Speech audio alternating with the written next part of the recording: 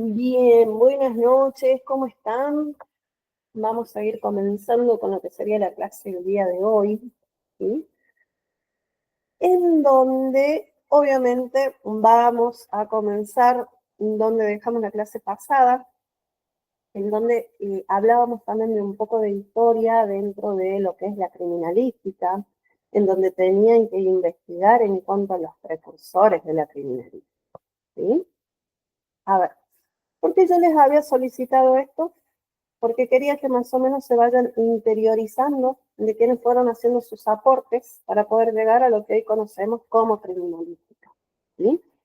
Dentro de esta criminalística, obviamente pasó por diversos nombres, desde policía científica, ciencias forenses, comparada con criminología, en donde la clase pasada vimos la diferencia entre criminalística y criminología para que no cometan el error, ¿sí?, de confundirlas dentro del curso, porque les había dicho que eso se les va a aplicar una pequeña penalidad a cada uno de ustedes, en donde se van a ir descartando puntos en caso de que me lleguen a confundir criminalística con criminología, ¿sí?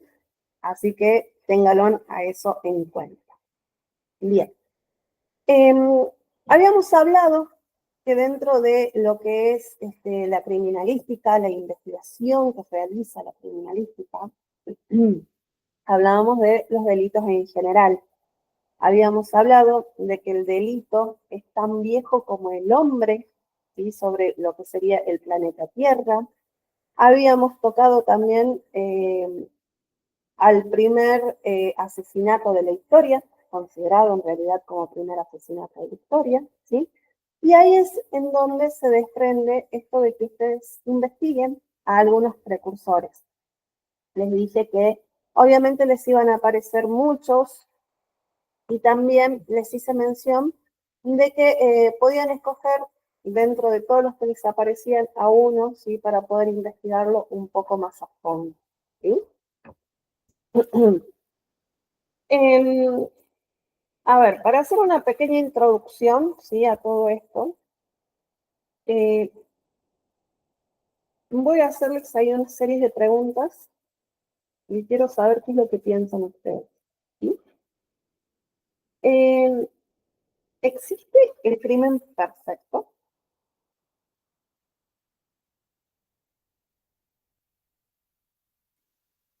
No, para mí no.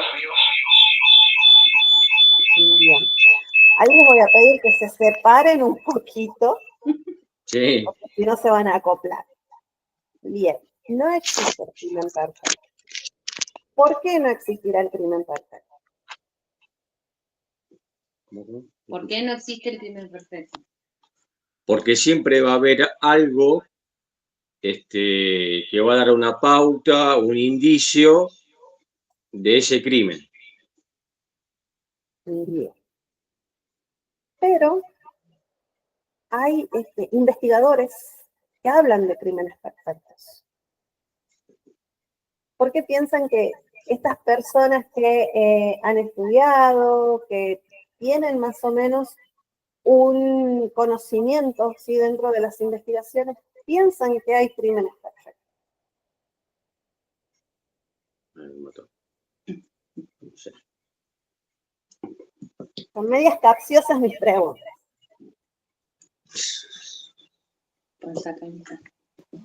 Yo, es una opinión, ¿no?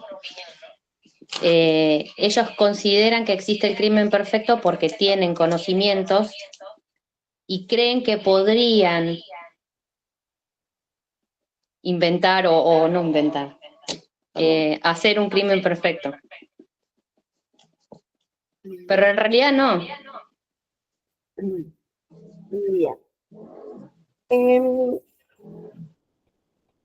Entonces, no existe el crimen perfecto, según sus respuestas, ¿no? Quizás los investigadores pueden aducir a que es perfecto, pero existe una falla, ¿sí?, o una grieta ahí en ese concepto, ¿sí?, o a ese pensar, y tiene que ver con la ciencia, ¿sí? Recuerden que nosotros hablábamos de que la criminalística es una ciencia multidisciplinar. Entonces, la siguiente pregunta sería, si es que la ciencia puede explicar los hechos criminales. Sí, eso sí.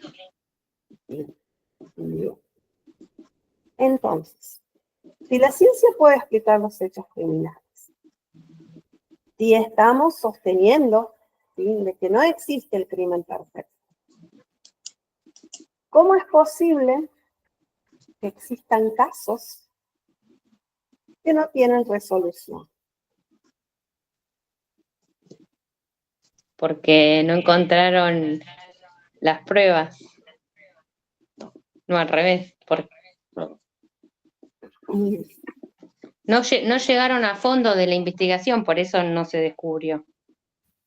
Puede ser que no se haya llegado a fondo de la investigación.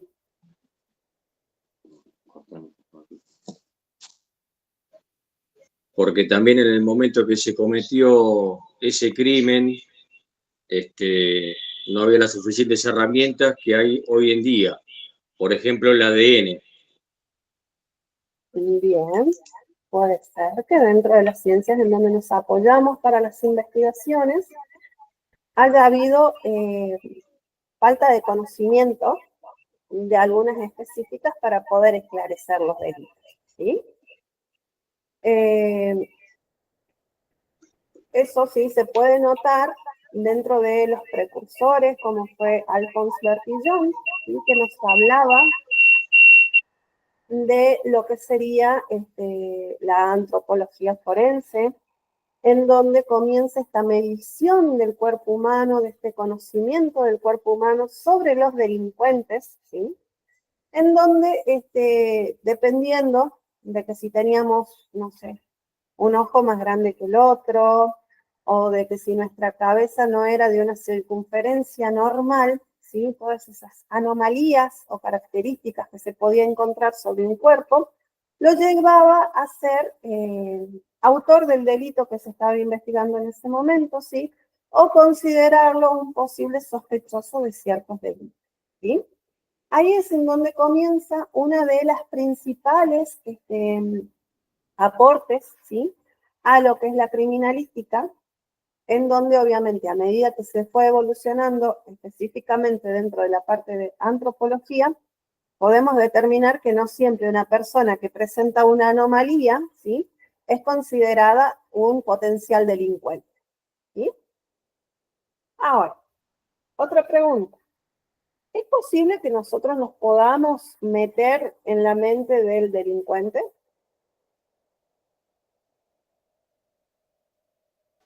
No sé si meterse en la mente, pero si lo analiza un psicólogo forense, quizás pueda encontrar algunas características. Uh-huh. Ustedes no escucharon nunca de que la frase, en realidad, de que tenemos que pensar como delincuente al momento de investigar un delito. Sí. Entonces, ahí básicamente, ¿sí?, nosotros debemos de pretender actuar como un delincuente para poder ir generando hipótesis dentro de nuestra investigación para poder determinar el por qué hizo quizás o por qué cometió tal delito en realidad, ¿sí? Esto tiene que ver obviamente con la parte de psicología forense y también con la parte del accionar del delincuente, ¿sí? Porque recuerden que nosotros debemos de investigar el por qué pasó eso, ¿sí? O sea, quién cometió también ese delito. Bien. Acá, estas preguntas que les hago, ¿sí?, es porque tienen que ver con algunos enunciados de otro precursor dentro de lo que es la criminalística, como es Edmond Lockhart, ¿sí?, en donde él habla de lo que es la teoría o el principio de intercambio, ¿sí? ¿A qué hace referencia esto? Él en su enunciado nos habla de que el delincuente siempre deja algo de él sobre la víctima o sobre el lugar de los hechos, ¿sí? Y se lleva a la vez algo de la víctima o del lugar de los hechos. Y es en donde entra en juego nuestro rol, que tenemos que saber interpretar qué o cómo se dio ese intercambio, ¿sí? ¿Qué es lo que pasa? A ver, en un delito en un robo, ¿sí? No vamos a ir más allá. En un robo, ¿sí? Una persona cuando, ingresa a un domicilio, ¿sí? No es que ingresa traspasando paredes o levitando, no cuestiones así, ¿sí? Siempre busca un lugar por el cual ingresar, sea una puerta, sea una ventana. En caso de romper una ventana, ¿sí? Va a dejar, quizás se lastima con un vidrio, ¿sí? Y ya hay ahí un intercambio de ADN.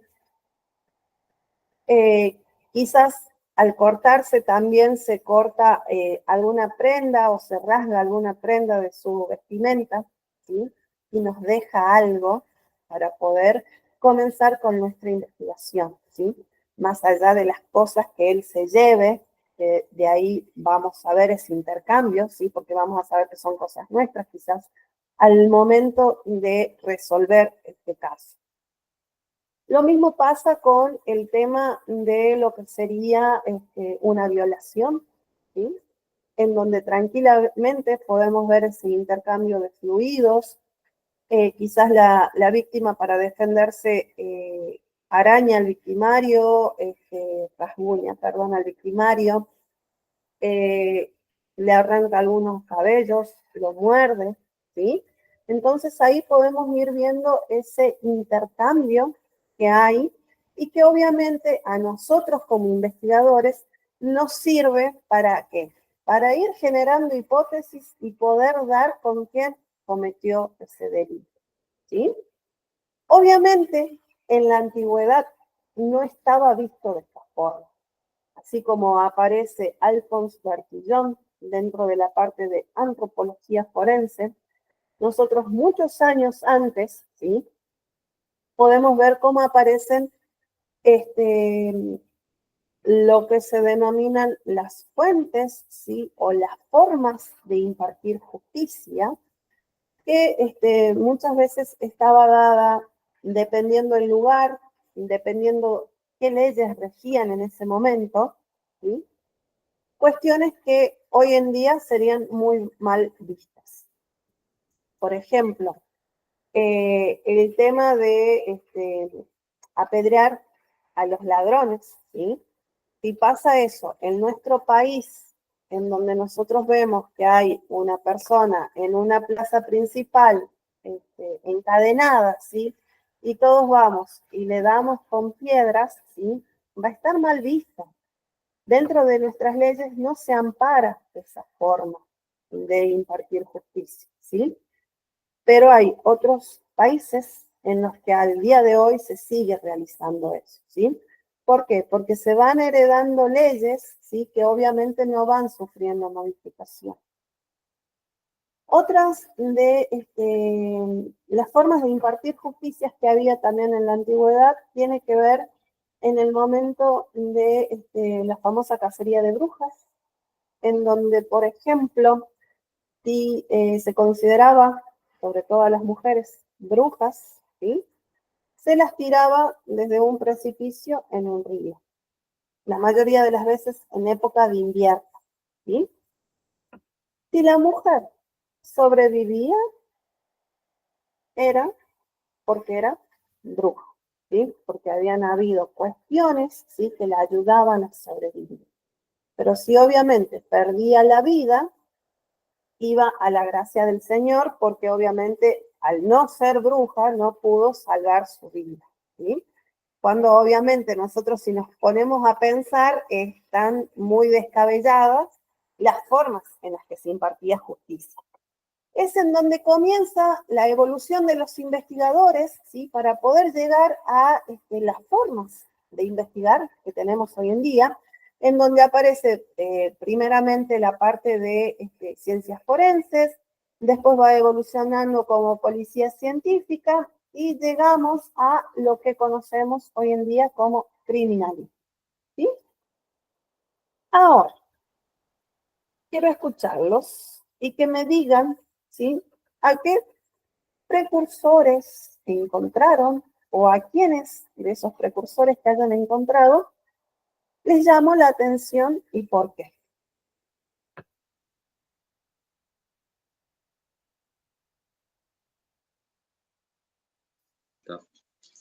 Bueno, a mí me interesó Hans Gross. Bien. Él, o sea, era un juez de instrucción, o sea, arrancó como juez, digamos, y eso lo fue llevando a implementar ciertos métodos y ciertas técnicas que lo fueron introduciendo en la criminalística. Bien, perfecto. Hans Gross tiene la particularidad de ser considerado el padre de la criminalística, porque él en el libro El Manual del Juez es en donde utiliza por primera vez la palabra criminalística. ¿Sí? Es cierto que él ve esa necesidad de implementar o de ayudarse de otras ciencias, ¿sí? Para poder determinar y para poder ayudar en lo que serían las investigaciones, obviamente más allá de elaboraciones de leyes nuevas o de modificaciones de algunas de ellas. Bien, Gabriel. A ver, ¿alguien más?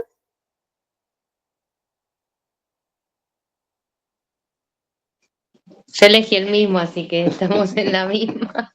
Bien. Somos uno. Bien, bien, bien. A ver, ¿alguien más?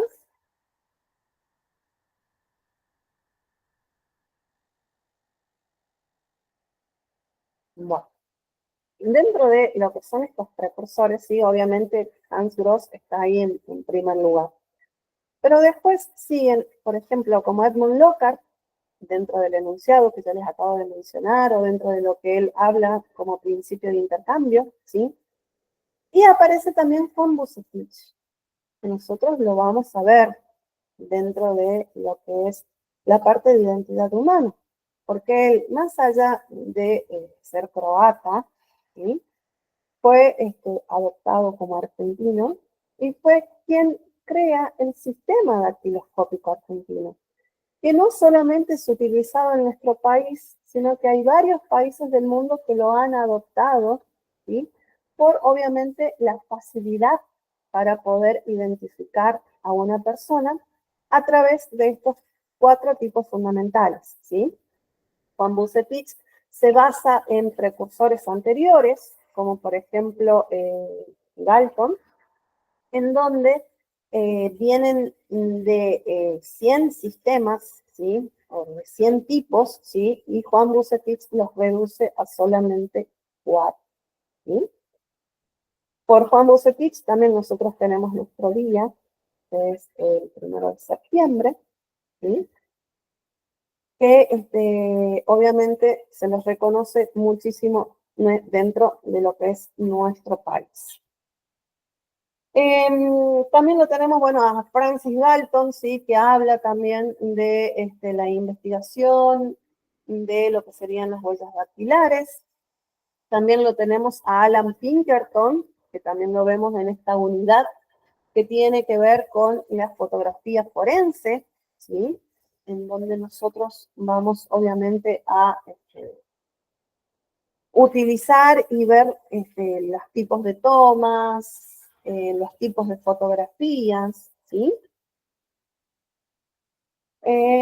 Hablamos también de la antropometría. ¿Quién me falta ver? Dillon, ¿sí? Que fue el pionero en utilizar los métodos de individualizaciones antropométricas, ¿sí? Bueno, y así un sinfín de precursores, que a medida que obviamente que van avanzando los tiempos, ¿sí? Van apareciendo más precursores ya determinados desde cada país, ¿sí? Porque obviamente van surgiendo más cuestiones dentro de lo que son las investigaciones, ¿sí? La clase pasada habíamos hablado de lo relacionado, ¿sí? A los lugares del hecho, ¿sí? Que era un lugar de los hechos y cómo lo clasificábamos, ¿verdad? ¿Qué es el lugar de los hechos? A ver qué se acuerda.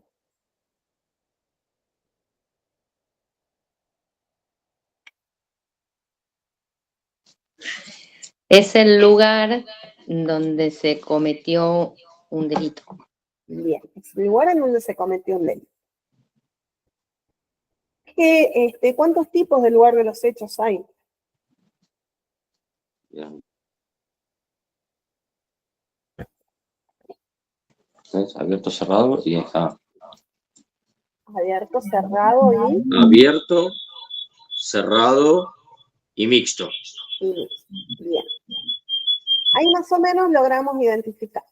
También hemos hablado, ¿sí? De la diferencia entre el lugar de los hechos y escena del crimen. ¿Sí? Eso también quedó claro. Bien. Ahora vamos a ir a lo que sería la protección y el aseguramiento del lugar de los hechos, ¿sí? Cuando hablamos de protección y aseguramiento, obviamente estamos hablando de cómo nosotros vamos a proteger, cómo nosotros vamos a asegurar ese espacio físico en donde se cometió un delito, ¿sí? ¿Cuáles piensan ustedes que serían los principios básicos o las acciones en realidad básicas para poder dar protección y aseguramiento a ese lugar de los hechos?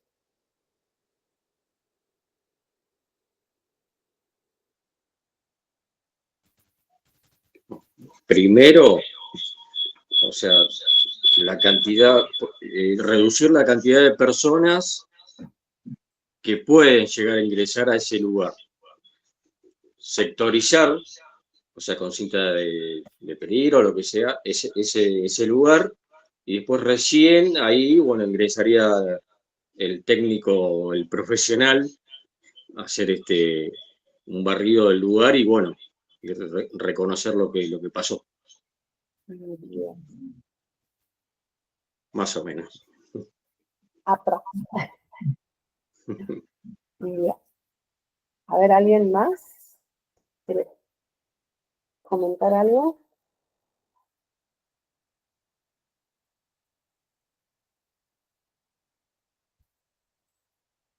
Bien.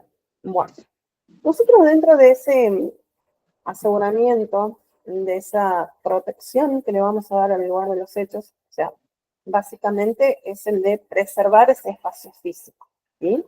Lo tenemos que aislar y lo tenemos que cuidar. ¿Por qué? Porque es el lugar, obviamente, en donde se cometió un delito y en donde nosotros podemos encontrar pruebas para poder determinar quién cometió ese delito, ¿sí? La investigación dentro de lo que es el lugar de los hechos, ¿sí? Hablamos de que es una actividad especializada, compleja, ¿sí? Ya que muchas veces pueden existir víctimas fatales, pueden ser una, pueden ser varias, ¿sí? Y pueden haber diversos lugares en donde nosotros tenemos que actuar o lugares a ser inspeccionados, ¿sí? Algunos autores hablaban o determinaban de que las ciencias forenses, ¿sí? Comienzan en esa escena del crimen o en ese lugar de los hechos. Si nosotros como investigadores no reconocemos la evidencia física o no podemos preservarla correctamente para tener o para realizar un buen peritaje, por más sofisticadas que sean las técnicas que nosotros vamos a aplicar, ¿sí? No vamos a poder salvar esa situación. Acá es en donde empieza a entrar en juego, ¿sí? Cómo nosotros debemos actuar cómo nosotros debemos de comenzar a interpretar esa investigación y por dónde vamos a comenzar a investigar, ¿sí? Nosotros cuando abordamos un lugar de los hechos, cuando llegamos a comenzar lo que sería nuestra investigación, ¿sí? Vamos a ir teniendo áreas que vamos a comenzar a considerar, ¿sí?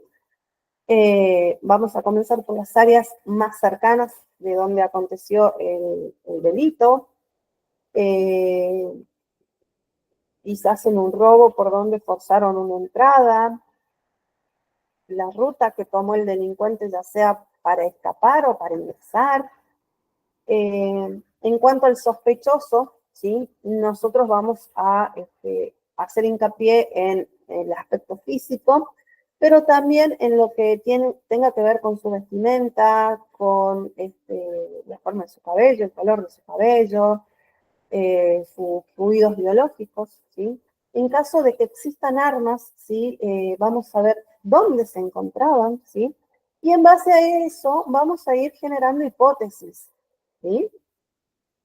Quizás si vemos una huella de neumático, el tipo de automóvil que se utilizó, el lugar en donde vive el posible sospechoso, si está cerca de donde ocurrió el delito o está lejos, ¿sí? El tiempo quizás que se pudo haber tomado para llegar al lugar de los hechos, ¿sí? En caso de que estemos frente a un cadáver, ¿sí? A un asesinato, eh, donde comenzó el ataque inicial, ¿sí? Vamos a también generar hipótesis de quizás si es que se llegó a mover el cuerpo, ¿sí? De dónde hasta dónde, en cuánto tiempo lo pudieron haber hecho, si es que intervinieron una o más personas, ¿sí? Nosotros, en base a eso, ¿sí? En base a esas áreas, a esos conceptos, ¿sí? Vamos a comenzar a hacer trabajar nuestra cabeza. Porque ustedes tengan en cuenta que nosotros nos basamos en generar hipótesis, ¿sí? Desde esas hipótesis ir generando subhipótesis y en base a cómo va avanzando nuestra investigación, ¿sí? Poder ir descartando o agregando otras, ¿sí? Nosotros, en base a esos posibles elementos, materias de prueba o a esa evidencia física, ¿sí? Nosotros vamos a ver que puede estar constituida por cualquier marca, impresión, por más grandes, ¿sí? O pequeñas que sea, ¿sí? Nos va a permitir a nosotros poder reconstruir qué es lo que sucedió en ese lugar de los hechos, ¿sí?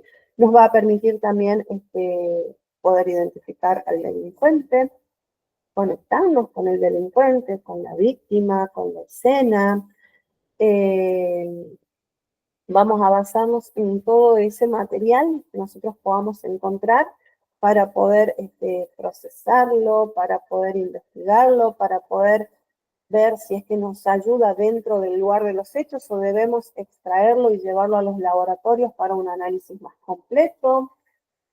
En fin, todas esas características que nos da el lugar de los hechos, nosotros debemos de saber asegurarla y protegerla para que nosotros, obviamente, podamos impartir sí, esa justicia necesaria para ese delito. En cuanto a lo que es la protección del lugar de los hechos, siempre no somos nosotros los primeros en llegar, ¿sí? La mayoría de las veces es alguna fuerza de seguridad, como por ejemplo la policía, ¿verdad? Una vez que llega la policía, ¿sí? Obviamente va a tener una gran responsabilidad, ya que en caso de que se encuentren con alguna víctima, ¿sí? Va a tener que fijarse de que esa persona, si aún presenta signos vitales, va a tener que salvarle la vida, ¿sí? O tratar al menos de salvarle la vida, llamando a las ambulancias, a los médicos, ¿sí? Y después que trabaja sobre eso si es que llegan los criminalistas, ¿sí? O el cuerpo especial, ya sea de alguna de las fuerzas, en donde siempre se presenta un coordinador, ¿sí? Ese coordinador, una vez que llega, es quien se va a hacer cargo hasta que finalice lo que sería la investigación. Ese coordinador obviamente cumple un rol importante, porque el primero es consultarle al policía cuál fue el camino, ¿sí?, que realizó al ingresar a ese lugar de los hechos. Y en base a eso nosotros seguir el mismo camino. ¿Por qué será?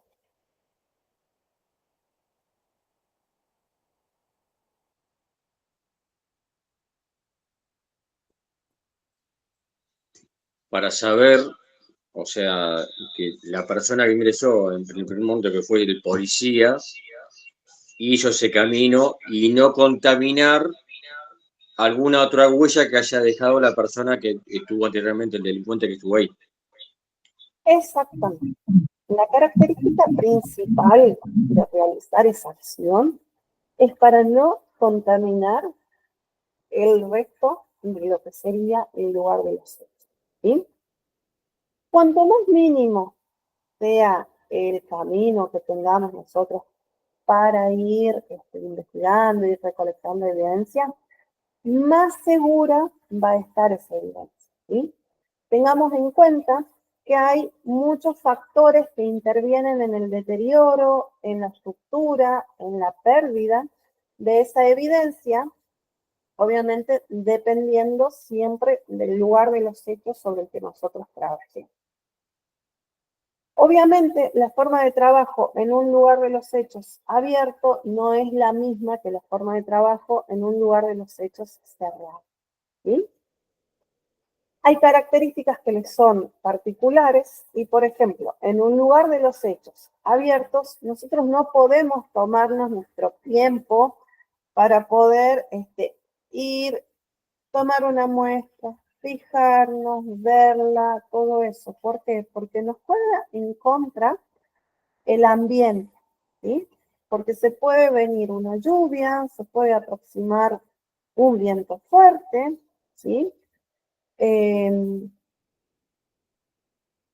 otras inclemencias climáticas pueden intervenir? A ver, el frío excesivo, el calor excesivo, ¿sí? Pueden deteriorarnos algunas evidencias, a diferencia de un lugar de los hechos cerrado, en donde todo eso está contenido. Ahí sí nosotros quizás nos podemos tomar un poquito más de tiempo para realizar lo que serían nuestras investigaciones, ¿sí?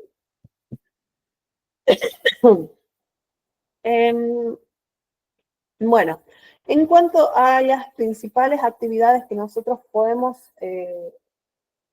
cumplir sobre lo que sería el lugar de los hechos, es que primero debemos de proteger y sobre todo lo que sería el lugar de los hechos. Lo debemos de aislar de curiosos y periodistas, ¿sí? ¿Por qué piensan que se deben de aislar de curiosos y periodistas? Por el mismo motivo que el policía tiene que tener cuidado con las huellas o el lugar del hecho.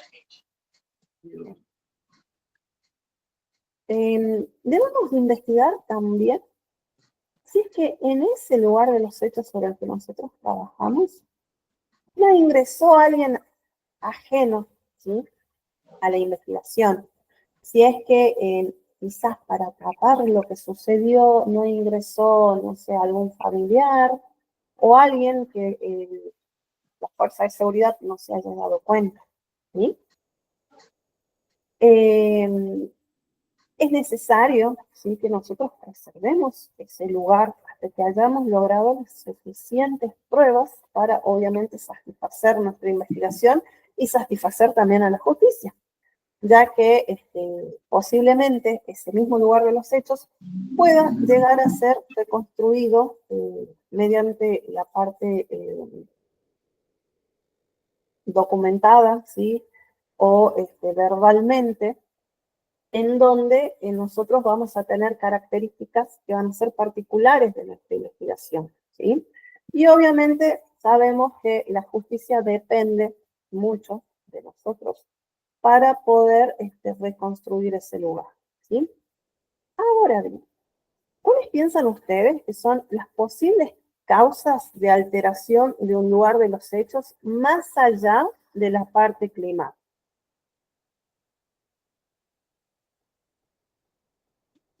Y puede ser una persona ajena, animales.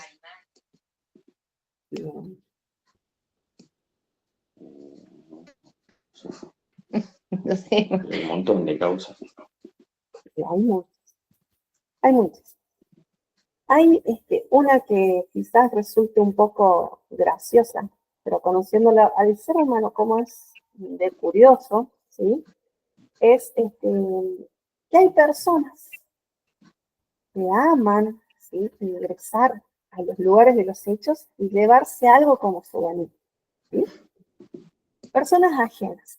Y nosotros muchas veces los podemos ver cuando sucede un accidente de tránsito o un arrebato en la vía pública, que lo primero que hacen, en lugar de agarrar el teléfono para pedir ayuda, activan la cámara y empiezan a filmar todo. O empiezan a llamar al vecino, al primo, al amigo, para comentarles en dónde están, ¿sí?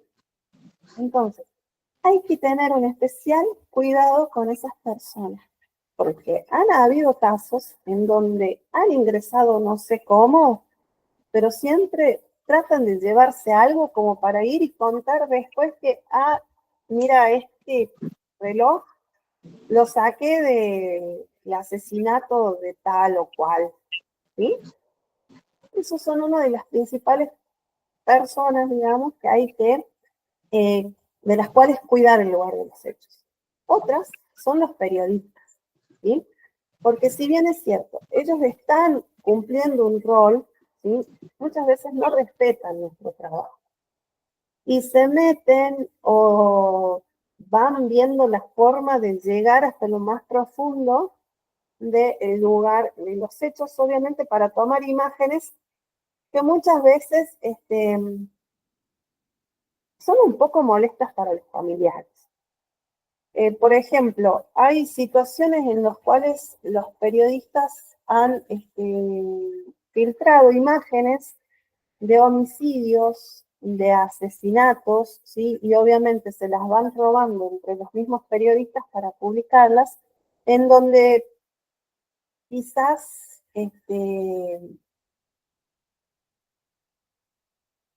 poco les interesa a las personas que tienen dos dedos de frente, ¿sí? Porque hay muchos que consumen esas cosas, pero obviamente no es lo correcto. O también en los lugares de trabajo hay personas que filtran ciertas imágenes o las venden, ¿sí?, para obviamente sacar algún rédito que no tiene nada que ver, porque no se ponen en la piel de algunos familiares que quizás les moleste eso. Otros ejemplos de alteración y simulación puede ser el simular un crimen, ¿sí?, o una alteración sobre ese lugar de los hechos, que muchas veces pasa con los aparentes suicidios que no son suicidios, ¿sí? Ha pasado con personas que han sido encontradas colgadas, ¿sí?, en donde se suponía que habían cometido suicidio, cuando en realidad, cuando se comienza con la investigación, sí se llega a la conclusión de que no fue un suicidio, sino que fue un asesinato, ¿sí? Entonces, ahí es en donde nosotros debemos de cumplir al pie de la letra nuestro rol, ¿sí?, para poder anotar y tener en cuenta esas diferencias que son drásticamente, ¿sí?, grandes, para que obviamente no quede impune o no quede sin esclarecerse qué es lo que pasó, ¿sí? Y bueno, obviamente que el accionar policial, ¿sí?, siempre, no siempre, pero en el 90% de los casos, ¿sí?, dañan o destruyen las pruebas por no tener en cuenta los protocolos que existen para la recolección, para la conservación o para la reproducción de algunas evidencias, ¿sí? Esos más o menos son algunas de las alteraciones que nosotros podemos ver dentro de lo que es el lugar de los hechos, ¿sí?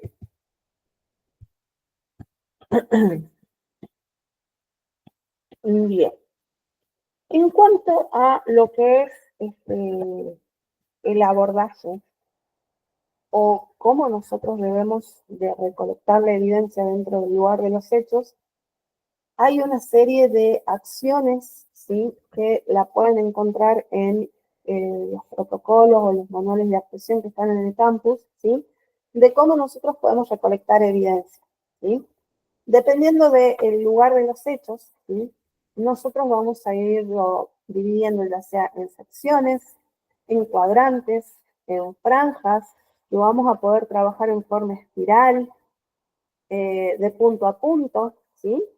Ya que nosotros debemos de concentrarnos en que el lugar de los hechos, sí, es un espacio tridimensional, en donde nosotros vamos a tener el piso, el techo y las paredes, ¿sí?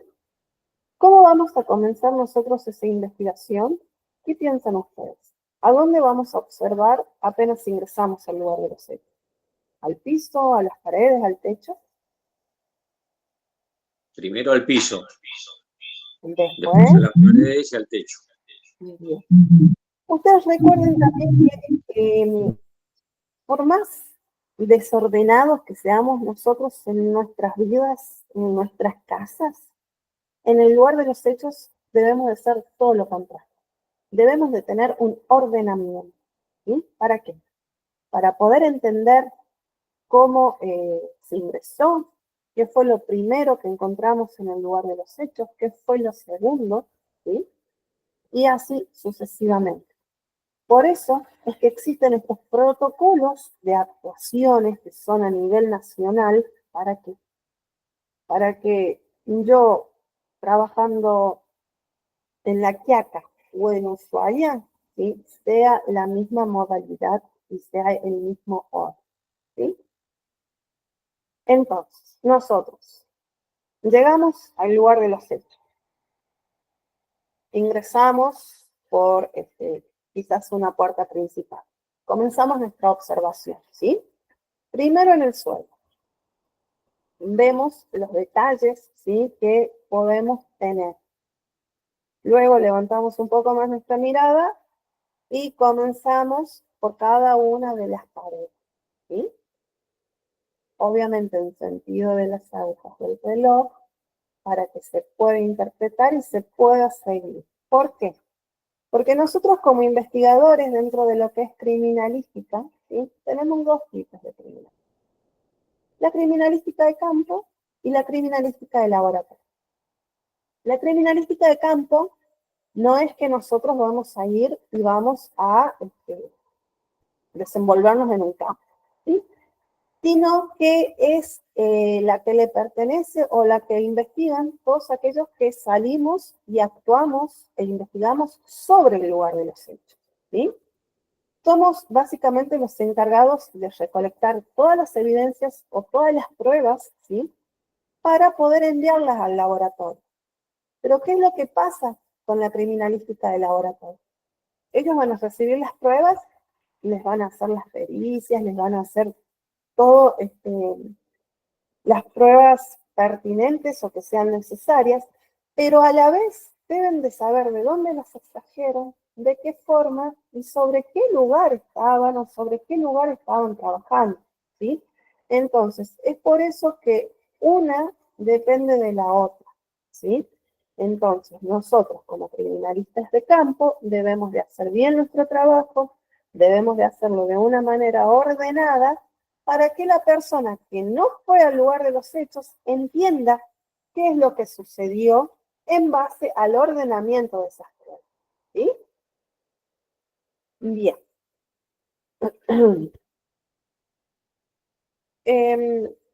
Bueno, nosotros entonces tenemos que examinar ese lugar, ¿sí? Vamos a observar los indicios que podamos encontrar desde el suelo hacia el techo, ¿sí? Características, clases, si son individuales o no, las cualidades, en qué estado se encuentran, acá no es que yo solamente voy a ver, ¿sí? Sino es que tengo que saber observar, analizar cada una de las características típicas, ya sea de la naturaleza o la diferencia que tengan una evidencia de otra, ¿sí? Nosotros a su vez tenemos que hacer también un registro ilustrativo del lugar de los hechos, ¿sí? Acá, obviamente, esto surge de lo que sería la observación técnica, ¿sí? Que nosotros tengamos en el lugar de los hechos, ¿sí? Dentro de lo que es el criminalista, ¿sí? Obviamente existe un grupo o un equipo, ya que se trabaja en equipo. O sea que es una de las formas en las que nosotros podemos trabajar de manera ordenada y obviamente poder aportar cada uno de los conocimientos científicos que se le puedan aplicar a esa investigación, ¿sí? Obviamente, dependiendo de el delito que se investiga, ¿sí? Nosotros vamos a ver a quién del equipo llevamos, ¿sí? Perdón. Acá. Hacemos hincapié en esto, ¿sí? Debemos de saber trabajar como equipo, ¿sí? Van a ir entrando de a uno, dependiendo de las formas en las que se va a procesar la evidencia. Va a ingresar primero el fotógrafo, que es quien va a tomar captura de cómo se encuentra ese lugar de los hechos, ¿sí? Vamos a ingresar después los que seamos encargados de el levantamiento de evidencias, de huellas, ¿sí? En caso de que sea un accidente de tránsito, obviamente nos va a acompañar un perito, una accidentología vial, ¿sí? Y así, dependiendo del lugar sobre el que vamos a trabajar, es cómo vamos a mover a lo que sería nuestro equipo técnico, ¿sí? O sea, es necesario acá que haya, no siempre especialistas, ¿sí? Pero darle un trabajo a cada uno del equipo, ¿sí? Para que se trabaje de una manera ordenada, ¿sí? Esto siempre téngalo en cuenta.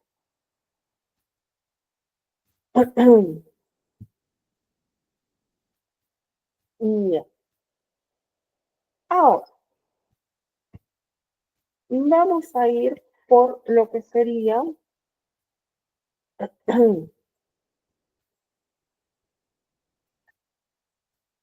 bueno, hemos hablado de los registros fotográficos, sí que es lo primero que se realizan. Vamos a continuar con lo que es la parte de cómo nosotros vamos a clasificar esos indicios, ¿sí? Porque cada uno de esos elementos que hemos tomado de ese lugar de los hechos, ¿sí? Reciben obviamente una clasificación. Vamos a ir por los biológicos, que tiene que ver con todo aquello que pertenezca a fluidos humanos, toxicológicos, obviamente, que tienen que ver con drogas y tóxicos, documentológicos, que acá entran en juego todos los papeles que nosotros consideremos importantes dentro de la investigación. Por ejemplo, una carta suicida, alguna amenaza, alguna prueba de vida, eh, algún ticket quizás que encontremos que tenga que ver con la fecha en la que pudo haber acontecido el delito. Después, dentro de los indicios físicos, vamos a hablar de los que sufren, de los que no sufren, perdón, cambios de la materia. Los químicos son los que sí sufren cambios en la materia. Los balísticos, obviamente, van a ser todos los relacionados a armas y los componentes de cada uno de ellos. Rastros papilares, acá hablamos de huellas digitales, palmares, plantares. Componentes accidentológicos como pueden ser autopartes, fragmentos de vehículos, marcas de frenadas o de derrapes, ¿sí?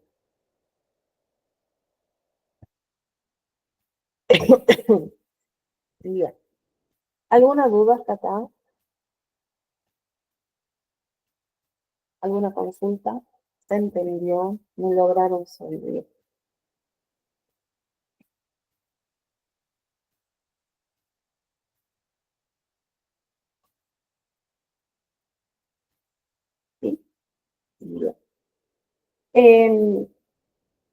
Para la próxima clase, les voy a solicitar que realicen una pequeña lista en donde ustedes puedan, en realidad puedan enumerar o colocar, ¿sí? ¿Cuáles serían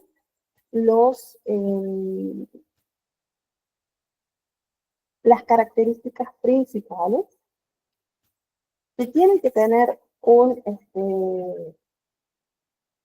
observador, ¿sí?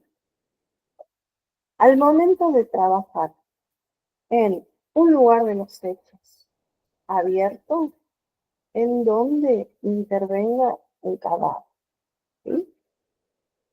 Repito, es elaborar una lista, ahí está, no me salió la palabra, de los pasos que ustedes consideren que son esenciales que deban de seguir ustedes como investigadores en un lugar de los hechos abierto en donde intervengan, en donde, o sea, tengan aparte un cadáver, ¿sí?